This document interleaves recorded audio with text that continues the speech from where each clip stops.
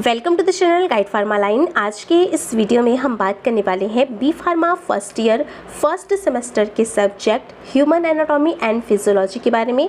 आज से चैनल पे ह्यूमन एनाटॉमी एंड फिजियोलॉजी के जो सिलेबस है उसको कवर करने की कोशिश की जाएगी आपको, क्योंकि ये फर्स्ट ईयर का सब्जेक्ट है, बी फार्मा फर्स्ट ईयर का। तो इस सब्जेक्ट में जो स्टूडेंट्स हैं उनको नोट्स को प्रिपेयर करने में काफ़ी प्रॉब्लम होती है, तो इसलिए इस सब्जेक्ट के पूरे सिलेबस को नोट्स के फॉर्म में ही कवर किया जाएगा, जिससे कि आप अपने नोट्स को इजी से बना सकें और अपने टॉपिक्स को अच्छे से समझ सकें, जिससे कि आपको कोई भी प्रॉब्लम क्रिएट ना हो। तो आज से हम आपके बी फार्मा फर्स्ट ईयर के एचएपी के सब्जेक्ट्स को भी कवर करने की कोशिश करेंगे, और पुराने जो भी सिलेबस हमने सब्जेक्ट्स की बात करें, जैसे एम फार्मा की बात करें, तो उसके भी टाइम टू टाइम वीडियोस आते रहेंगे। अब हम बात कर लेते हैं अपने आज के वीडियो के बारे में। तो देखिए, आज की इस वीडियो में हम जो एचएपी के सिलेबस में जो आपका पहला इंट्रोडक्शन का पार्ट है, इसके बारे में बात करेंगे। आज की इस वीडियो में हम एचएपी के बारे में समझेंगे और साथ ही साथ ये इसका क्या स्कोप है इसको समझने की कोशिश करेंगे। तो चलिए आज की वीडियो को स्टार्ट करते हैं। जो आपका ये सब्जेक्ट है एचएपी यानी कि human anatomy and physiology, basically ये सब्जेक्ट्स क्या है, ये सब्जेक्ट्स जो है कंसर्न करता है structure and function of the human body. ये सब्जेक्ट आपके बॉडी के स्ट्रक्चर और फंक्शन से रिलेटेड ये सब्जेक्ट्स हैं। इसमें दो टर्म्स हैं, एनाटॉमी एंड फिजियोलॉजी। तो अगर हम उन टर्म्स की बात करें तो anatomy describe the structure of the body, मतलब क्या है कि जो एनाटॉमी होती है वो बॉडी के स्ट्रक्चर्स को डिस्क्राइब करती है। साथ ही साथ जो एनाटॉमी है इसमें हम specific name, composition, location and associated structure की स्टडी को करते हैं। तो एनाटॉमी एंड फिजियोलॉजी में जो आपका एनाटॉमी का पार्ट है उसमें बेसिकली हम स्ट्रक्चर्स बॉडी के उनको पढ़ते हैं, उनके नेम्स को पढ़ते हैं और उनके कंपोजिशंस को पढ़ते हैं।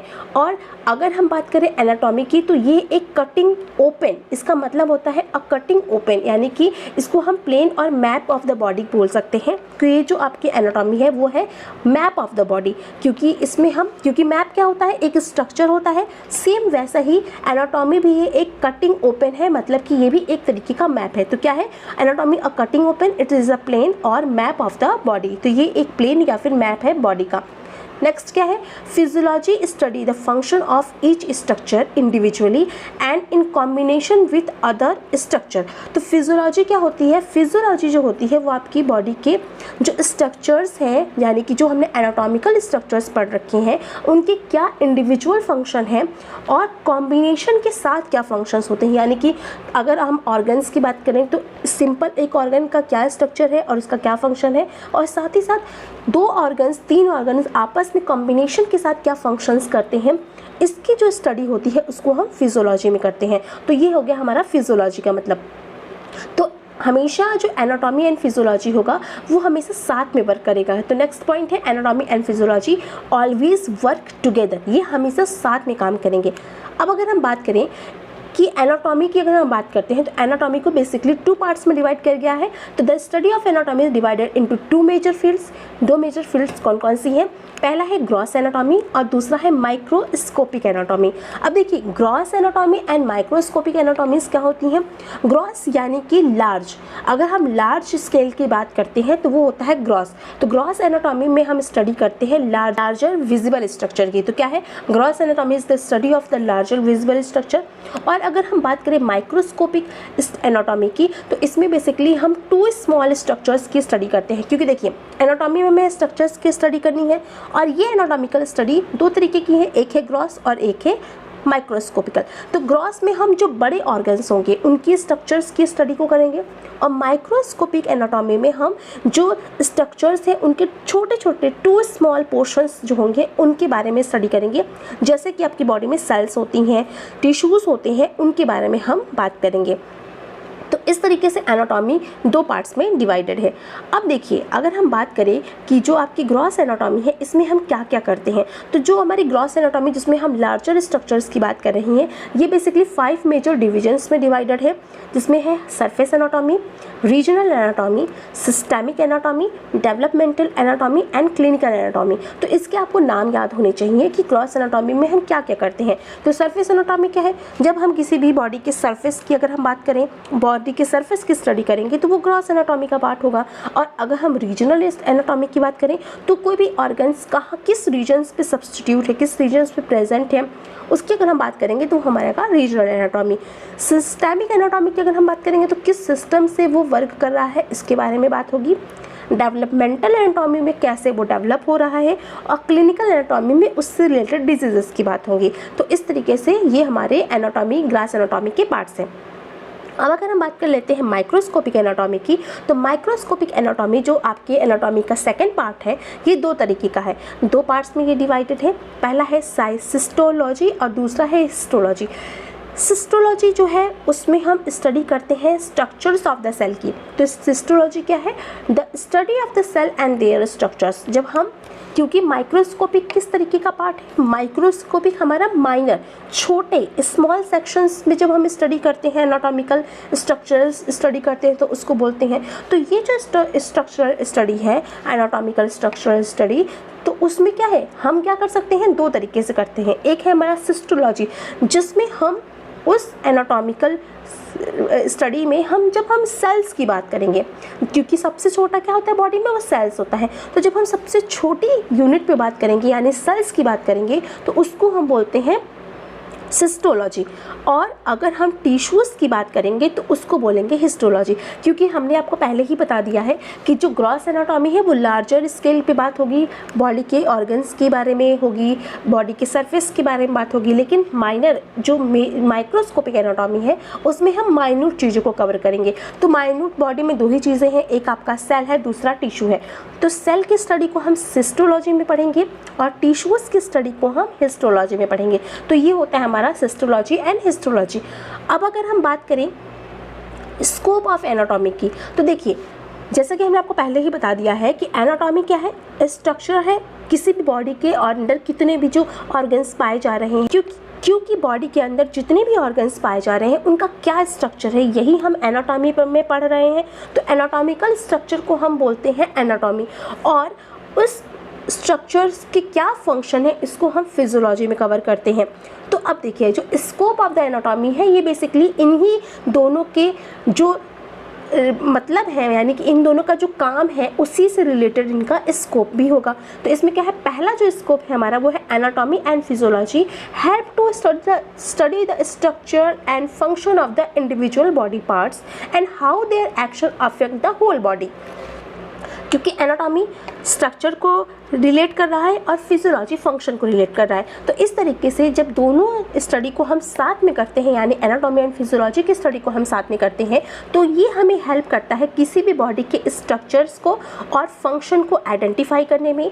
या तो ये इंडिविजुअल बॉडी पार्ट हो सकता है, यानी कि अगर हम बात करें कि हमें सिर्फ लंग्स की बात करनी है तो ये एक लंग्स इंडिविजुअल बॉडी पार्ट है, तो एनाटॉमी की हेल्प से हम सिर्फ लंग्स के इंडिविजुअल बॉडी फंक्शनिंग को देख सकते हैं, उसके स्ट्रक्चर को, उसके फंक्शन को देख सकते हैं, अकेली इंडिविजुअल स्टडी कर सकते हैं। इसी तरीके से और बॉडी पार्ट्स हैं जिनकी हम सिंगल इंडिविजुअल स्टडी कर सकते हैं, या फिर साथ ही साथ हम अगर कॉम्प्लेक्स स्टडी भी करना चाहें, मतलब कि एक साथ हम दो स्ट्रक्चर्स, दो फंक्शंस को भी हम अगर हम देखना चाहें, दो ऑर्गन के स्टडी करना चाहें, दो ऑर्गन के फंक्शंस की स्टडी करना चाहें, तो वो भी हम एनाटॉमी एंड फिजियोलॉजी में कर सकते हैं, क्योंकि इस दोनों ही स्टडी में हम बॉडी के स्ट्रक्चर्स एंड फंक्शन पे बात कर रहे हैं। तो ये हो गया हमारा पहला स्कोप।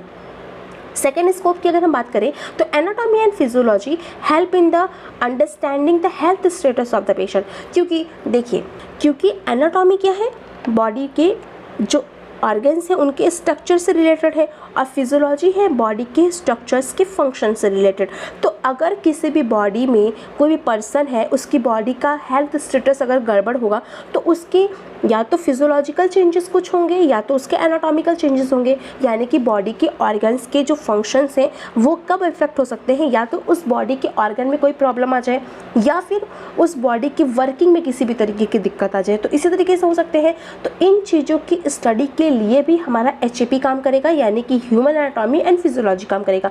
एनाटॉमी से हम उस ऑर्गन जो कि नॉन फंक्शनिंग है या फिर अच्छे से काम नहीं कर रहा है उसको चेक कर पाएंगे, या फिर उसकी फंक्शनिंग कैसे प्रॉपर हो रही है उसको चेक कर पाएंगे, नहीं प्रॉपर हो रही है उसको चेक कर पाएंगे, और उसके स्ट्रक्चर को चेक कर पाएंगे कि क्यों वो अपने रेगुलर फंक्शनिंग को नहीं कर पा रहा है। साथ ही साथ अगर वो पर्सन सही है, हेल्दी स्टेट में है, तो ये भी हमें अंडरस्टैंड करने में एनाटॉमी एंड फिजियोलॉजी हेल्प करेगा। नेक्स्ट पॉइंट है हमारा, it help to study the disease that affect different body part.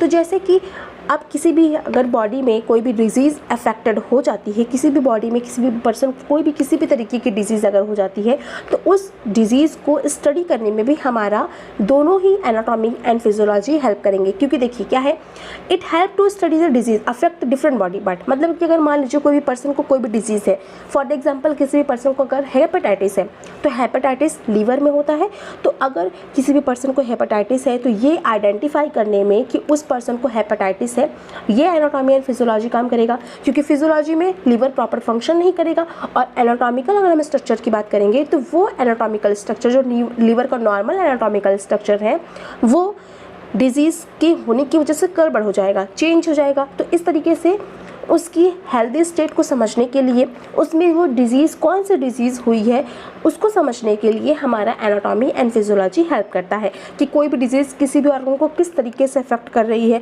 उसकी वर्किंग को किस तरीके से इफेक्ट कर रही है। ये सारी ही चीज़ें हम by the help of anatomy and physiology कर पाएंगे। नेक्स्ट पॉइंट है, it help in embryological development of the foetus. अब देखिए, क्योंकि एनाटॉमी क्या है, हमारे स्ट्रक्चर से रिलेटेड है और फिजियोलॉजी हमारे फंक्शन से रिलेटेड है। तो ड्यूरिंग द प्रेगनेंसी, जब प्रेगनेंसी होती है तो उस समय ड्यूरिंग द प्रेगनेंसी क्या होता है, वुमेन्स में जो फीटस ग्रोथ करता है उसका embryological development time to time change होता रहता है। अब अगर एम्ब्रियोलॉजिकल डेवलपमेंट प्रॉपर ना हो तो फीटस जो होगा वो फीटस अच्छे से ग्रो नहीं कर पाएगा। इन्हीं सभी चीज़ों को अंडरस्टैंड करने के लिए, इन्हीं सभी चीज़ों को जानने के लिए आपका एनाटॉमी जो है वो हेल्प करेगा। क्योंकि bye the help of anatomical structures, bye the help of physiological functioning के हेल्प से हम बॉडी के जो फीटस की ग्रोथ है उसको आइडेंटिफाई कर पाएंगे कि फीटस प्रॉपर ग्रोथ कर रहा है कि नहीं कर रहा है। एनाटॉमी की हेल्प से हम उसके स्ट्रक्चर्स को आइडेंटिफाई कर पाएंगे कि वो ग्रोथ उस हिसाब से हो रही है या नहीं हो रही है। तो इन चीज़ों में भी हमारा HAP हेल्प करता है। तो ये हमारा नेक्स्ट पॉइंट हो गया।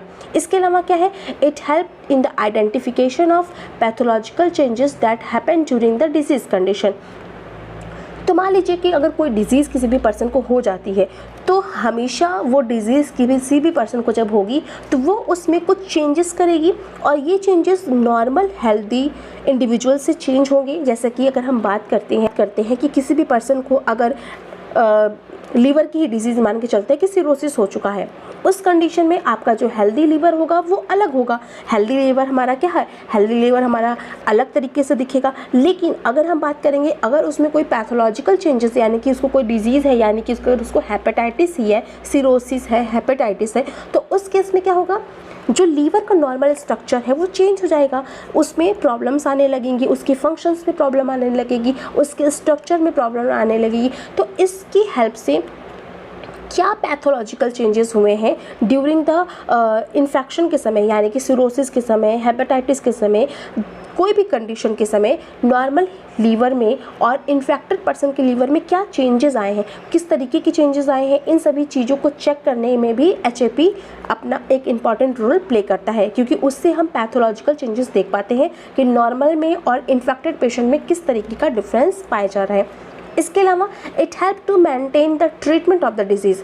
तो किसी भी डिजीज़ के ट्रीटमेंट को मेंटेन करने के लिए, मैनेज करने के लिए भी हमारा HAP एक इम्पॉर्टेंट रोल प्ले करता है। क्योंकि अगर किसी भी पर्सन को डिजीज़ है तो हमने उसको दवा प्रिस्क्राइब करी है, और जब उसमें वो इम्प्रूवमेंट होने लगी है तो वो हम कैसे आइडेंटिफाई कर पाएंगे, जब उसकी फिजियोलॉजी अच्छी हो जाएगी, उसकी एनाटॉमी अच्छी हो जाएगी। इसका मतलब कि वो डिजीज़ बॉडी से टोटली सही हो चुकी है तो क्या होगा, उस समय बॉडी के जो फिजियोलॉजिकल चेंजेस हैं, जो एनाटॉमिकल चेंजेस हैं, जो डिजीज़ पेशेंट में हुए थे वो धीरे धीरे रिकवर होने लगेंगे, वो सही होने लगेंगे। तो इस चीज़ को भी आइडेंटिफाई करने में हमारा एनाटॉमी हेल्प करेगा, फिजियोलॉजी हेल्प करेगा। तो इस तरीके से हम उसको मैनेज करने में, ट्रीटमेंट को देने में, क्योंकि जब डिजीज़ नहीं होगी तो हमें ट्रीटमेंट स्टॉप करना पड़ेगा। तो इन सभी चीज़ों में हमारा anatomy and physiology important role play करेगा। नेक्स्ट पॉइंट क्या है, it also help to resolve the complexity of the body. तो ह्यूमन बॉडी, तो देखिए क्या है कि ये जो ह्यूमन की बॉडी है ये एक कॉम्प्लेक्स स्ट्रक्चर है। इस स्ट्रक्चर में बहुत डिफरेंट ऑर्गन्स पाए जा रहे हैं। उन ऑर्गन्स के अपने अलग अलग काम है। तो इन सभी ऑर्गन्स के काम को देखना, उसके स्ट्रक्चर को देखना, उसकी फिजियोलॉजी को देखना, इस तरीके से बॉडी एक कॉम्प्लेक्स स्ट्रक्चर है। जैसे कि तार के जाल होते हैं, कुछ इसी तरीके से आपकी बॉडी भी है, एक जालनुमा संरचना है। अब क्या है, इन चीज़ों को रिजॉल्व करने में HAP हमारा इम्पॉर्टेंट रोल प्ले करता है, क्योंकि जितने भी ऑर्गन्स हैं बॉडी में उनके स्ट्रक्चर के लिए एनाटॉमी उसको आइडेंटिफाई करने में हेल्प करेगा, फिजियोलॉजी उनकी वर्किंग में हेल्प करेगा। तो इस तरीके से हम जो कॉम्प्लेक्सिटी ऑफ द बॉडी है उसको रिजॉल्व करने में HAP की हेल्प से हम इस चीज़ को रिजॉल्व कर पाएंगे कि कैसे हमारे बॉडी के ऑर्गन्स काम कर रहे हैं, कैसे उनके स्ट्रक्चर्स हैं, इनको रिजॉल्व करने में हमारे ये तो HAP एक इम्पॉर्टेंट रोल प्ले करेगा। तो इस तरीके से HAP का ये इंट्रोडक्शन था और HAP का ये स्कोप था। तो आई होप आज का वीडियो आप सभी को समझ में आया। आप वीडियोस में दिखाई गई स्लाइड्स को देख करके अपने नोट्स को प्रिपेयर कर सकते हैं। तो आई होप आज का वीडियो आप सभी को समझ में आया होगा। मिलते हैं नेक्स्ट वीडियो में किसी और टॉपिक के साथ। Thank you.